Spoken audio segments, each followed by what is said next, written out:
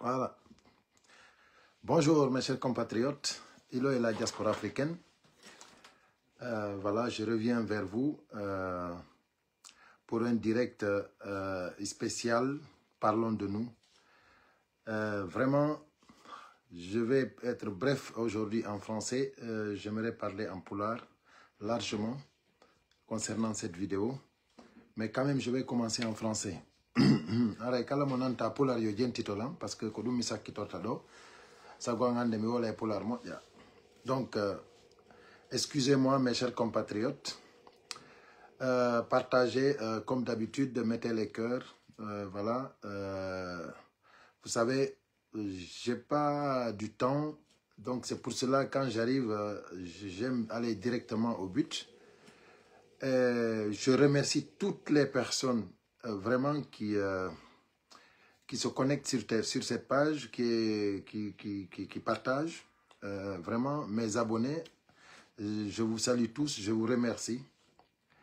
Il faut qu'on se donne les mains. Donc, voilà, d'abord, je fais un petit rappel.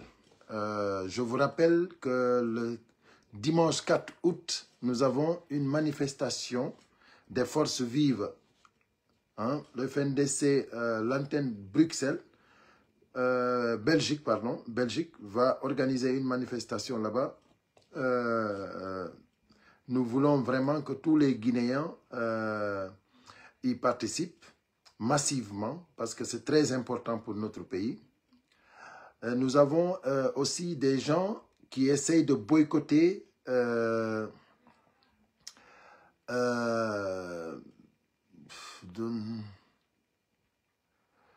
voilà, l'adresse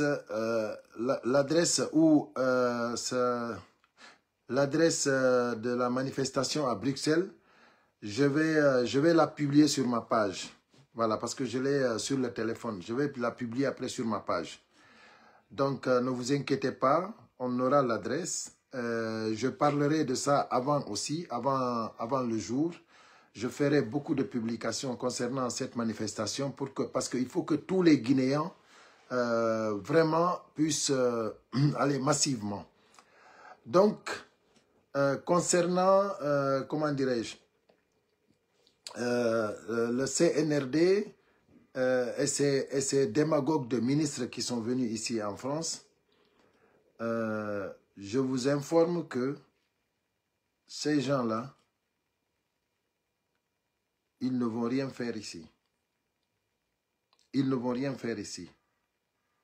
Parce que les Guinéens sont déterminés. Ici, on ne les permettra pas de faire quelque chose ici. Aucune démagogie.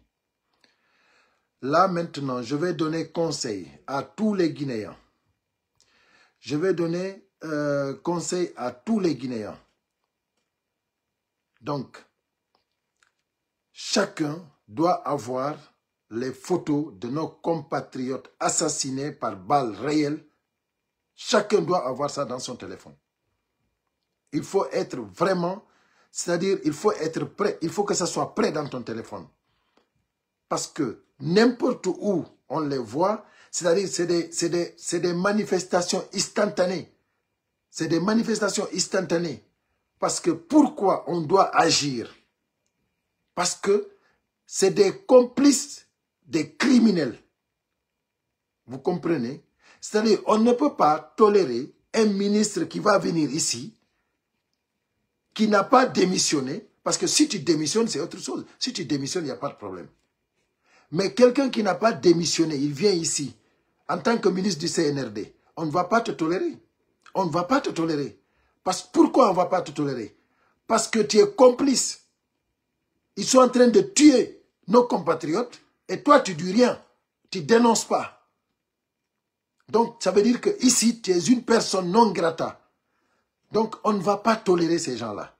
C'est pour cela que je dis, tous ceux qui vivent ici en France actuellement, ayez c'est-à-dire les photos de tous les massacres qu'ils ont commis depuis qu'ils sont au pouvoir. Ayez ces photos-là. Parce que, c'est-à-dire, c'est des preuves palpables. C'est des preuves palpables pour ne pas les laisser circuler ici à Paris. C'est interdit, interdit. Vous savez, on a plusieurs fois vu des ministres qui ont été bastonnés ici à Paris.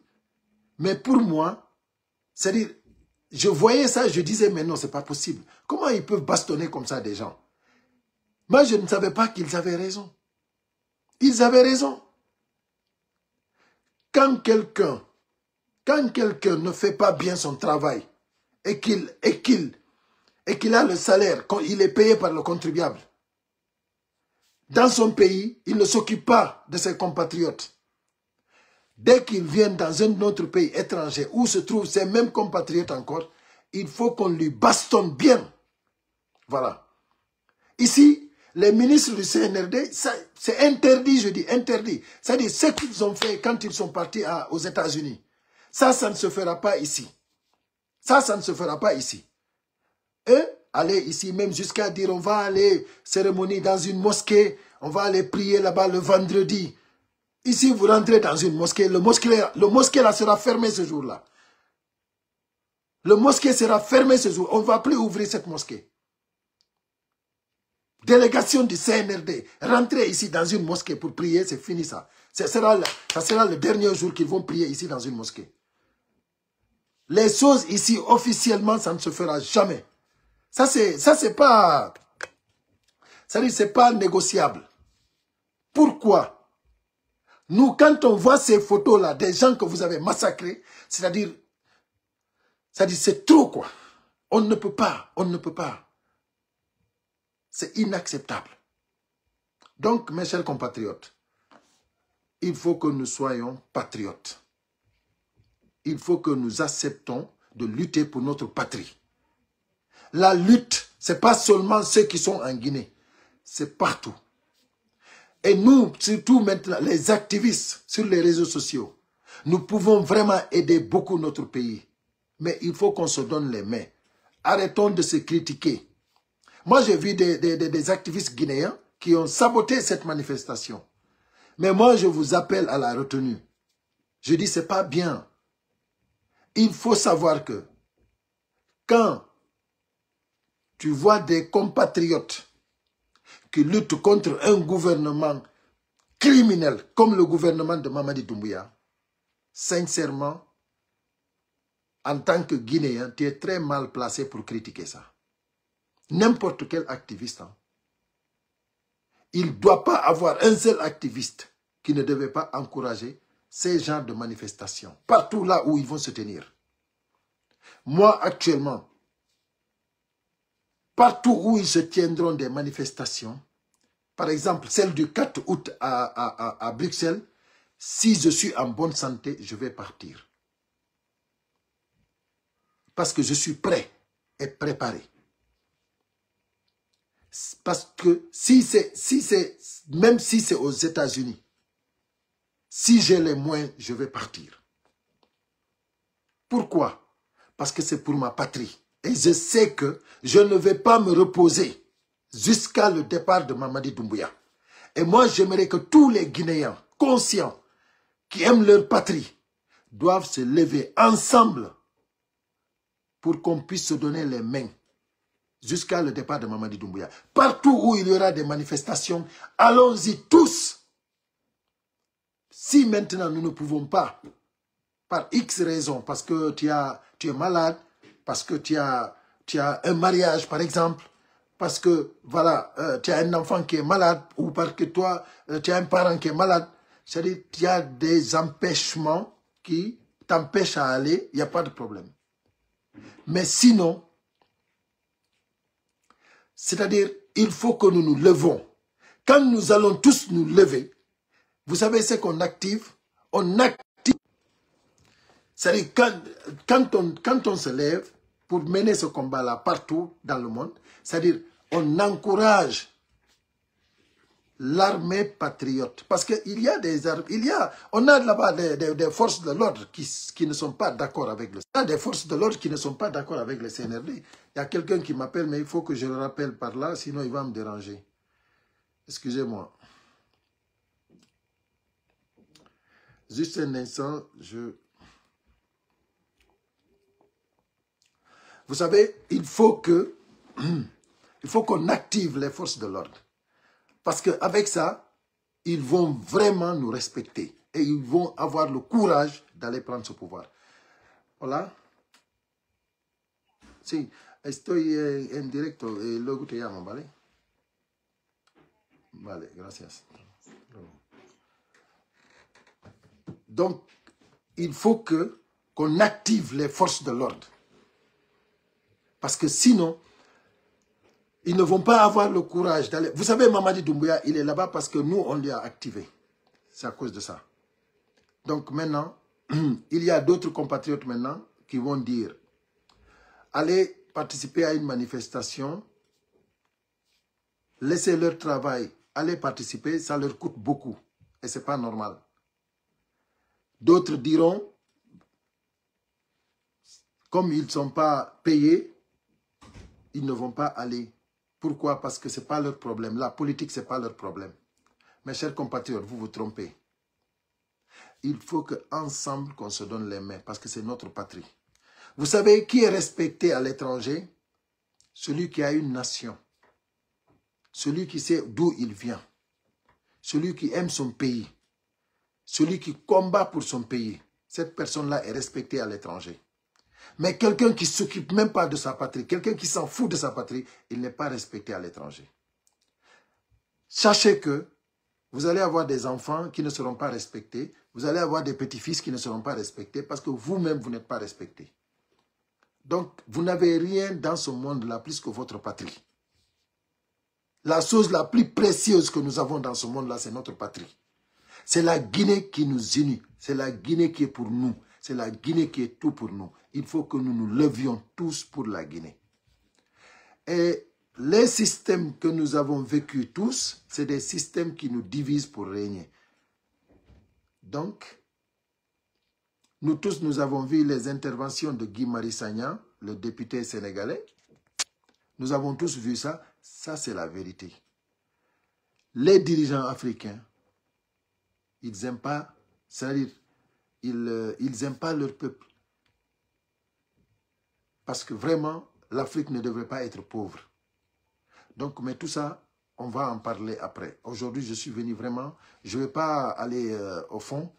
Je vais me concentrer sur la sensibilisation de nous-mêmes.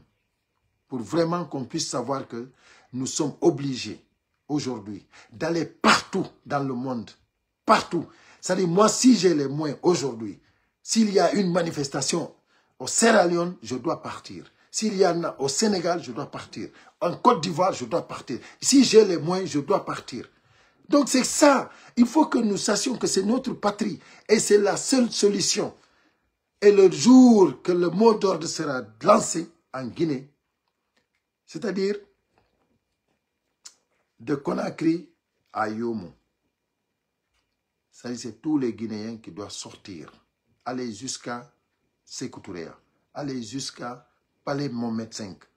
C'est comme ça.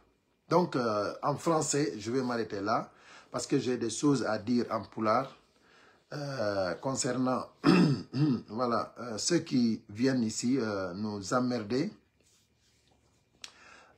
sur le cas de Ousmane Gawal et ses amis du Sérac.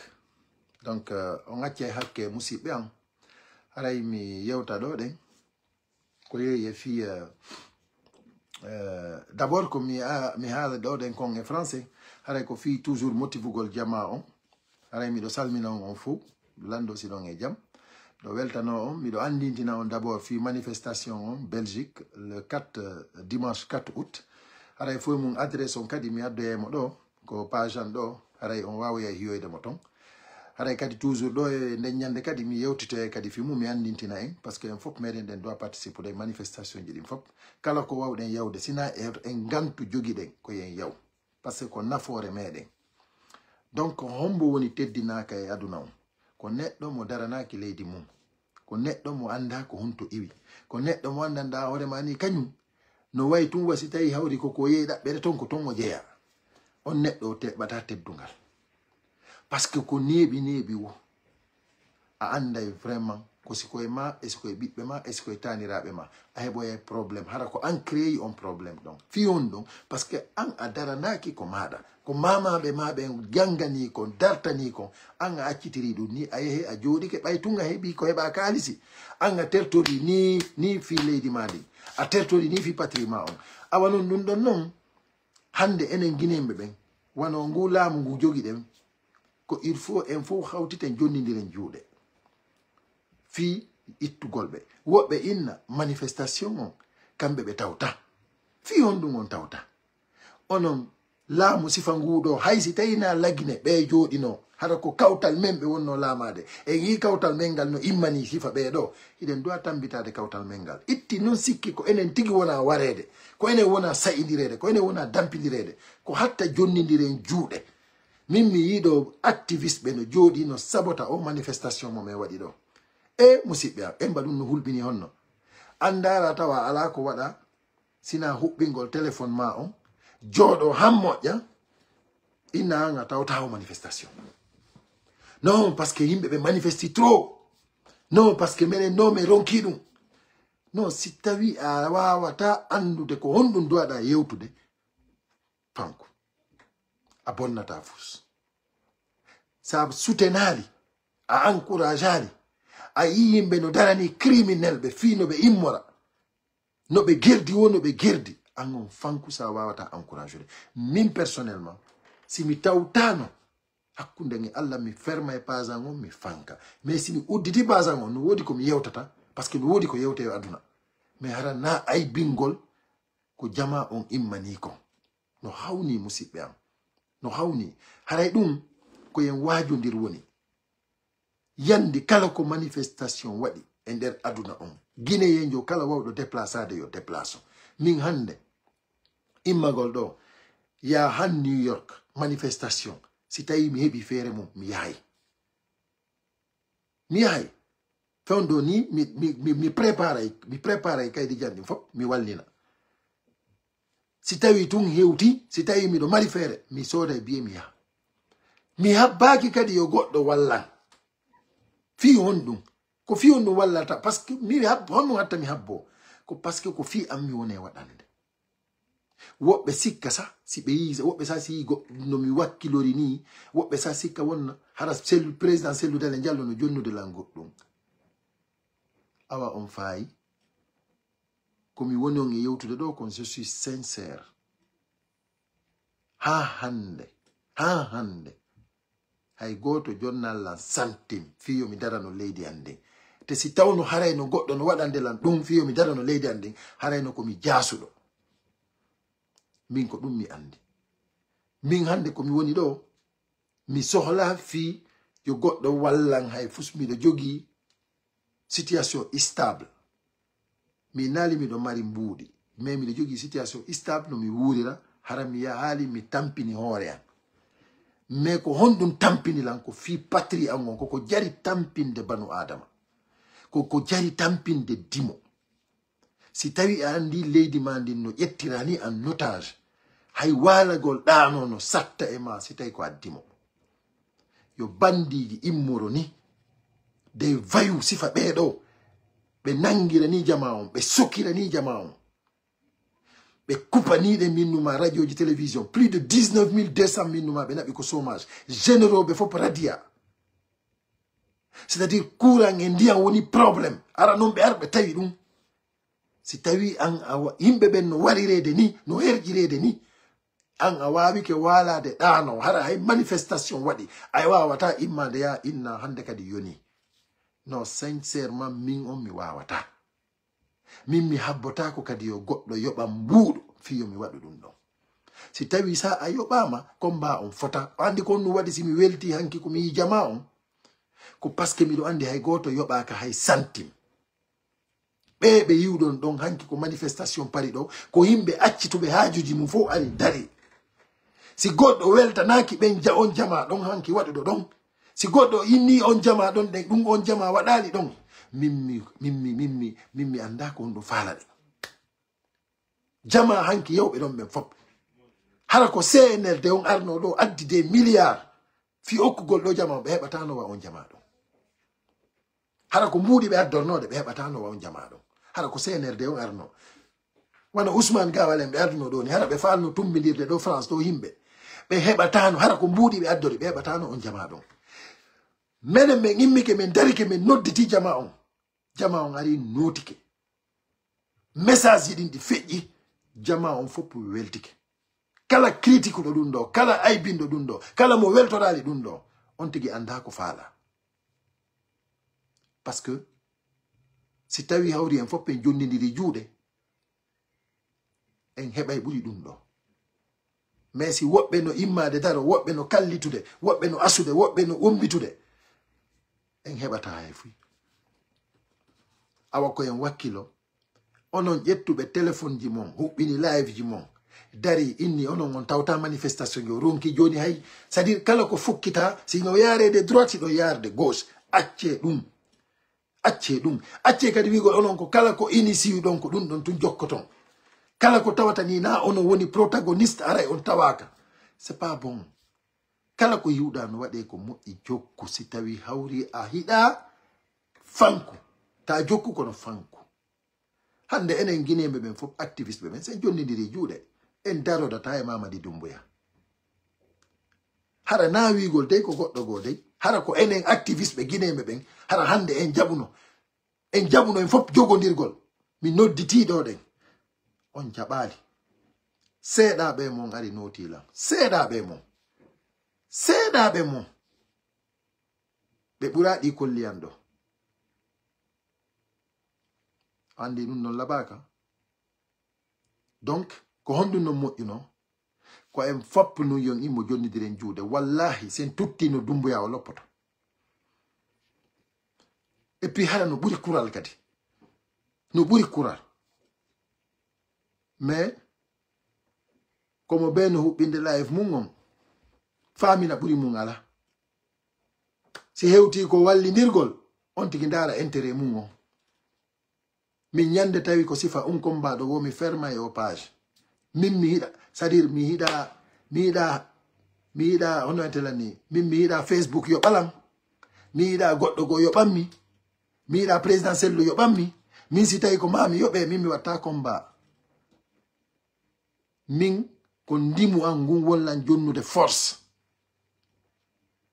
ko ɗum ndimu an ngun jonnatalam force fiyo mi daru parce que miɗo duwa darade hina sénégalais jo ma malien jo arata daranolan ko min duwa darade fi leydi andi donc mi faala ko en foppi en jogitorno wata goto habbor sellu dalen wata goto habbor Alpha Condé wata goto habbor Sidia Touré wata goto habbor on Fonike Mengue c'est à dire ko en foppu meɗen Allah hawti leydi ndi komo beyo immo daro wawasi ko kañum tum hara habborali hay goto si innama ɗo joni manifestation Côte d'Ivoire koyo Guinée on fop immo daro mo be inna ko kañum waɗe ko glutte fillede si innama ɗo manifestation New York Guinée on fop immo daro c'est-à-dire hay mene wonɓe gaaɓe men immo men yaha ton c'est-à-dire hande min par exemple hay siko 1000 personnes suivata lan ko page an ɗo hara ko 1000 personnes suivata lan hande min simi immike ɗo joni manifestation no wadde New York simi immike ɗo mi yehi ha New York ton ne wonno ko fanɗi o e ɓen 1000 personnes no wonno mi heɓeno hay siko 50 personnes suivude lan yawɓe tawti on manifestation hara ko sabu an ka itti noon sikke si tawiɗa 5000 10 000 personnes no suivudema donc c'est à dire woɓɓe no ɗo ɗen musidɓe meɗen hara 100 000 personnes ha yeeso no suivude ɓe mais mi inni on hara ɓe darantako vraiment l'essentiel fewno ko dowa yarede à droite ɓe yara à gauche hande lagine fop min mi tori wata goto jokku hay fussina fi Mamadi Doumbouya e équipe mum on ko ɗum ɗo dowa ɗen jokkude Mamadi Doumbouya e wonɓe mo wallitade ɓen fi jibugol leydi men ndi ko ɓeɗo woni en duwaka tuttude ko ɓeɗo duwa ɗen jokkude donc hande hono entelani no wodi par exemple Arteng e fi UFDG kañum e Ousmane Gawal e amiɓe makko faalaɓe jiiɓude UFDG on andi ɗum ɗo noon nde toɓɓere ɗo ko toɓɓere nde anndanɗa hoore ma ni laaɓiji buyi mi falama nde yewtude mais toujours yimɓe ɓe inday no terte haalugol fi o watton yewtu fi o c'est à dire on jonnay mo valeur woni ko ni e ni mi haalanayi on min si tawno président Cellou Dalein Diallo no yaltude no jaabo Ousmane Gawal min tigi mi tawete no wiɓe président Cellou waton jaabo o mais depuis Ousmane Gawal yalti fuɗɗi wolde est ce que on nani président Cellou Dalein Diallo no jaabi o est ce que goɗɗo nani Cellou Dalein no jaabo Ousmane Gawal donc awa hawa hay parti on hande si ɓe jaabaki mo y a pas de problème mais UFDG no jogui des militants engagés UFDG no jogui des militants engagés moƴƴinɓe Ousmane Gawal ko militant UFDG moƴƴinimo est ce qu'on famille avec la validation du président Cellou Dalein Diallo ko enen moƴƴini Ousmane Gawal awa Ousmane Gawal enen moƴƴinɓe mo ɓen ko enen kadi démontata mo ko enen ko moƴƴinɗen kon démonteten onon noon wonɓe mo wallitade inna ko Amidou Ousmane Gawal ko serag mi anda ko cercle mi anda ko honno on ɗayni hoore moɗon sincèrement si tawi hawri on jooɗike onon tun on miijitike ko fiyon ɗum jokkan non Ousmane Gawal so junni miijo ngon on analyse profondément on innay ko dimanka ko mongum fof ƴettuɗo wattoyɗon ko poubelle par ce que kala jokkuɗo Ousmane Gawal o perdi dimanka ko makko ngo Ousmane Gawal min mi arani ɗo fi wigol wondema c'est une obligation waɗugol ko goɗɗo kadi ko obligegol goɗɗo yo waɗu ko on tigi faala non mais je suis venu pour vous sensibiliser pour vous faire réfléchir fi yo miijito ko wonɗon wadde kon parce que objectif fon fof ko honɗon hande objectif mon on ko honɗon ko fi yo Ousmane Gawal ardo UFDG ko ɗum woni objectif mon on ok si tawi ko ɗum ɗon déjà haray vous avez une très mauvaise objectif parce que si tawi on ardini Ousmane Gawal o ala droit wongol candidat présidentiel déjà on objectif mon ɗon déjà ko neyam parce que ɗum ɗon déjà koko wawata bonnude hakkunde mon e jama on fop onon iwtirɓe ɓawa Ousmane Gawal parce que haray on addi probléme jama on ko UFDG si tawi hawri on dartodi e Ousmane Gawal hara on heɓoy victoire supposons hara CNRD on ƴettu pinkaji mum ɗen wari wonɓe ɗon ɓen fap jentitela moƴƴa de wara wonɓe ɗon ɓen fap ya ƴetta Ousmane Gawal inna ko an laami haray on heɓi probléme on andi ɗum on andi objectif mon on moƴƴa parce que on wawata laamade heddiɓe ɓen son waɗi guere fi ɗum ɗon on heɓi kadi probléme parce que Mamadi Doumbouya ko yahowo ñande Mamadi Doumbouya itta ko laamu wo ami serak cercle Ousmane Gawal maayi Ousmane Gawal ko en tant que Mamadi Doumbouya no ɗon serak no existi si Ousmane Gawal si Mamadi Doumbouya yewtama hande jemma ɗo jango bimbi serak maayi donc si tawi ɗum ɗon ko projet si tawi onon on wawali miijitade ɗum ɗon si tawi noon kadi on hoolaki wondema Mamadi Doumbouya iwata haray ko ɗum jokkirɗon Ousmane Gawal moi je vous dis mi haysi mi wuura hara mi maayi Mamadi Doumbouya iway est-ce que vous êtes sûr ou non Gardez la vidéo. Mamadi Doumbouya, mi wura, Mamadi Doumbouya ko yote tedo. Parce que ojeya jamao. Ojeya la Guinée. Parce que ko bandijo. Parce que ko jamfuntejo. Parce que ko zéro. Parce que ay fous o anda. Donc, oywe. Ousmane Gawal non. Si tawi hawri, imo faala artude ko parti. Ma imo faala arde pari do o wada do goddum. Yo démissionne. Yo démissionne. Mais Ousmane Gawal, il n'a qu'à démissionner. Où est le problème? Yo démissionne. On tomati, hara hande kadi o ana ministre. O tawake transition.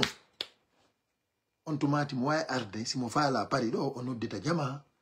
O inna kala faala do lang, yo ar, mi do organise do meeting, fop no andi ko usufali maari.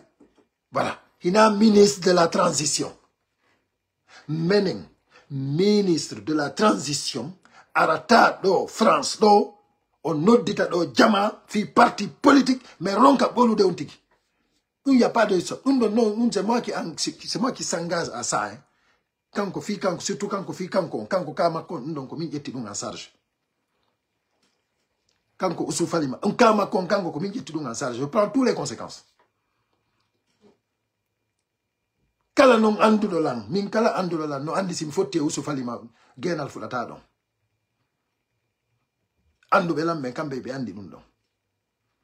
Kanko non usufalima kadi mo holi dun.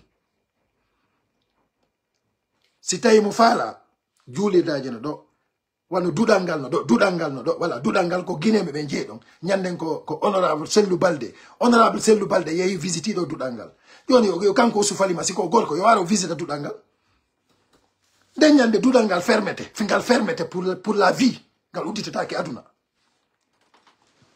nyande Ousmane Gawal ari do nyande honorable Sellou Balde bay wari do naw yeme visite do minge Sellou Balde me yeme visite do dudangal ka ko maison de culture guinéen ko guinéen dji yo ar do den simo fala voilà un acte officiel ko mo way organiser de yo ar den nyande dudangal ngal fermete ngal uditata ke aduna ça c'est moi qui s'engage à ça ko min engagé fi dum non harana hebdi be bende min tunteza haysi goto arali je règle ça. Je réfléchis pas. Si mi hendi ke Ousmane Gawal do, je réfléchis pas. Nous ala mi gitagol.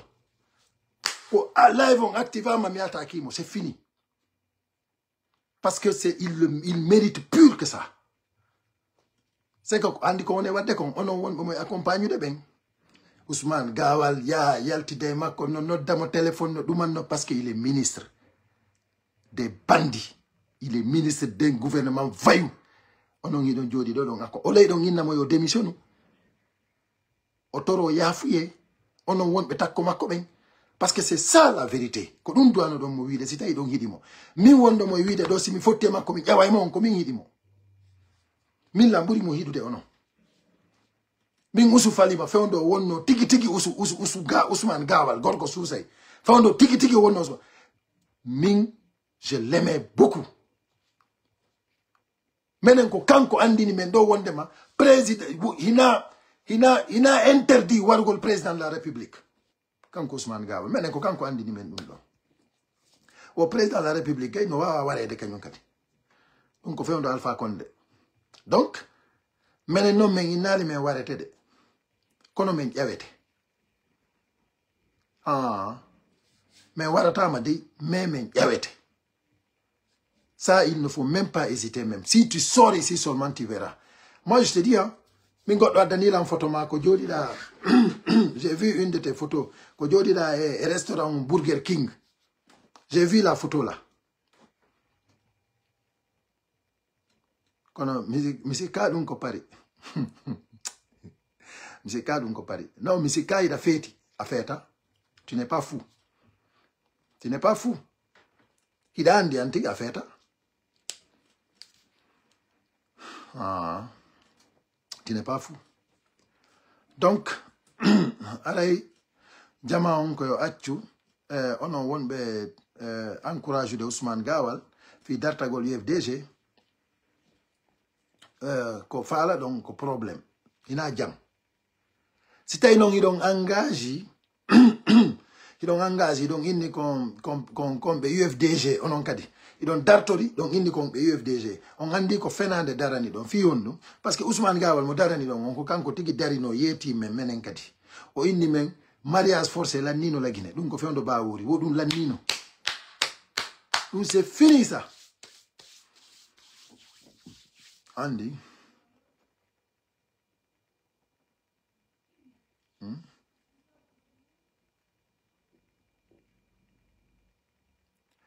il a un programme avec Compital en France. Oui, l'autre jour, j'avais appris ça. J'avais appris ça. Mais quand on dit yo osu yo, o wada dun. Na do ekene. Min no minsi komi woni Compital. Minsi komi woni Compital mi bon nata gollean. Voilà, minsi komi woni Compital mi bon nata gollean.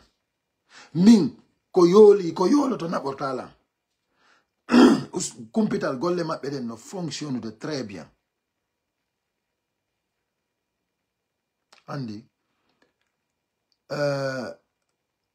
Compital golle mabbe den no fonctionne de très bien be gollu de très bien yimbe ben no weltani be a fami mais sifa wana Ousmane Gawal min si ko mi woni Compital mi wadanta o interview la Guinée ton y a pas de problème mais Europe do mi wadata yo yida France 24 yo France 24 o wada interview yo RFI o wada interview. Mais si comme on Compital en Guinée je le fais mais ici là je fais pas surtout non opposition mo jogi hara ko fi halu gol fi ondo hara ko fi halu gol fi UFDG hara ko fi siko fi halu gol fi transition on ça à la rigueur hara ko fi transition on tumbe yewtata mais yewtu gol fi o parti be jonna dum on micro Ousmane Gawal hara ko fi o wolo dum Compital dum libay Compital même c'est pas bon mo ya ça dit c'est pas bon quoi c'est pas bon donc haray min ko minata be vraiment sifa wana Ousmane Gawal wa no be ministre be CNRD fop kala ardo do wata be jonnuma micro yo on tigi yow France 24 voilà menen si men ngumpiti ke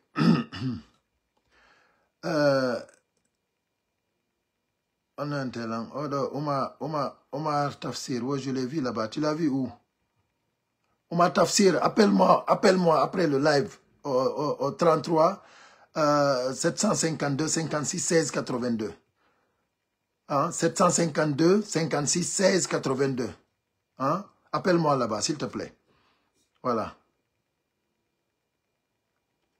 donc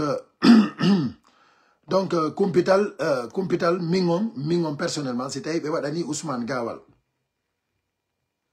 be jonnimo opportunité fi yo yewto fi parti UFDG on non arebe mo inali parce que si be jonneno mo micro ko yewto en fi transition on mais na sabotugol parti politique be doit non comme permettre de dum min si ko min responsable de Compital min mi tawaka non c'est ay non ko fi transition on yewten dum non ala problème mais yewto ko argol France do den be jogi Compital comment on yo be yewto be utiliser Compital be wala fi dum mais wata be ar France do den be jiba himbe menen falabe baby de ko do ilong inde on wadna be interview pourquoi des assassins des criminels comme ça c'est pas bien vous ne devez pas accepter ça donc vraiment c'est pas bien quoi donc au combat c'est-à-dire que combat moi dans Normandie ko Guinée fop doit faire ko otage himbe membe jetta ton otage donc en wawata ar accitirde dum ni quoi jodo do den wadugol duma non il faut qu'on soit déterminé.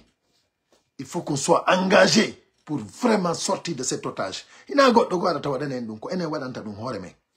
donc, mes chers compatriotes,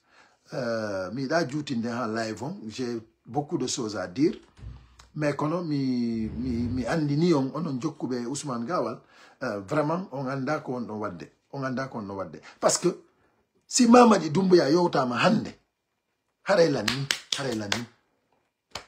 Ça dit combat mon faut pas c'est fini.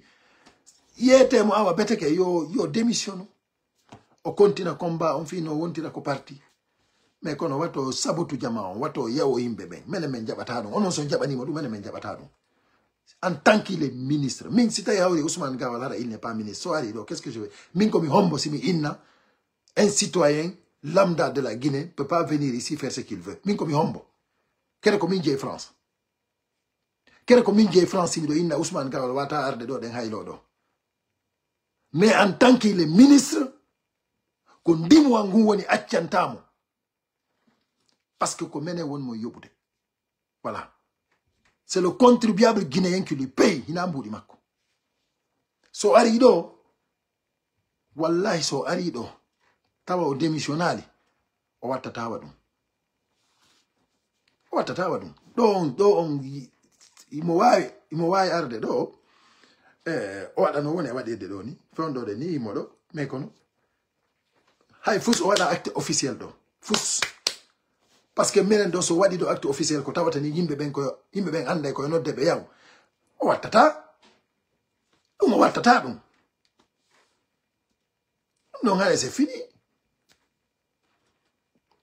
Non, c'est fini. Non, voilà. Aujourd'hui, si mi inni, mo way non arrielo nata sudo, oya o regla ferma ko ma o wada zilbab, wada watto di chonchi be rew be simo fala oya o haylo sim ko fala o. Mais officiellement ni yalta découvert ni jamais. Jamais. Ça on l'accepte pas. Ah, donc interdit. Si fa ko mi ino mo wadi New York mo ari mo nati jolirde mo dumanno yimbe benno jodi ko yaasi habbimo joni policier benno dumanni ko ni eni ay ko policier ben dari no don mi andi non pour vous dire que ici ça ne marchera pas. Policier ben debe inna be hewtila min hara mi jawimo min debe inna be hewtila hara mi jawimo koko jodi no ko der julide to mi tawaye non den nyande ko yalti don den imo wadani mo towna hondo imo wadani foutaise non no yawi yimbe quoi non min mi anda ko dum Guinée njo yawanto goddo yawanto mo sifa na neddo penale den fap nanu penale ko penata kon fop minuma gilande mo lami bayo jonnama do poste ministre des transports ko fodi Guinée be ben kadi wondema ko moƴƴina aviation on air Guinée fo kitay o waddana en avion je o waɗani ni penale nyabbale gilande ma o laami hala makko fo ko fi sellu wala programme sina fi sellu so yewtay ko fi sellu fi UFDG kanko no lancira UFDG ko dum on contrat do mo jonna ko contrat o waɗana fi lancugol UFDG si tawi non onon non ko dum won do jokkude menen non o rewa yewore amen menen on addoto Allah e wonki jamen kin si wadon dum sifa an no wodi temedere e ko fawi si tawi on anda on ande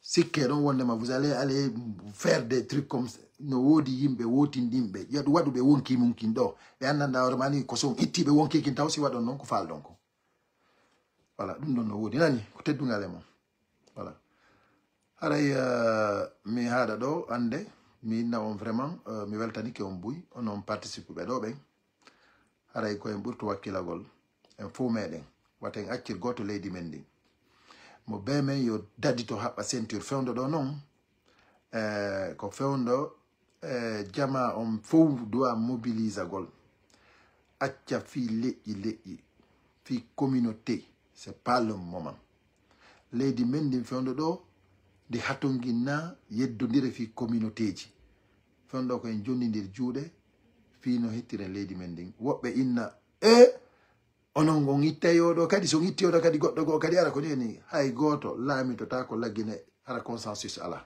hay bajjo c'est fini haadi e Mamadi Doumbouya teddungale mo nani hande kadi kala jettudo laamu laggine gouvernement d'union nationale consensus national argolina mi jetti laamu go ngare do joni mi nomi odo premier ministre mi nomi odo ministre de la défense dum c'est fini dum no wayba ko Ousmane Gawala wi no mariage forcé la ni la Guinée c'est fini ko non way Mamadi Doumbouya woni le dernier c'est fini donc vraiment merci beaucoup merci à Abdou Diallo oui. Merci pour les cœurs nani haray on fof mo ɗon mi weltanike on haray en e saye jaroji ɗin inchallahu rabbi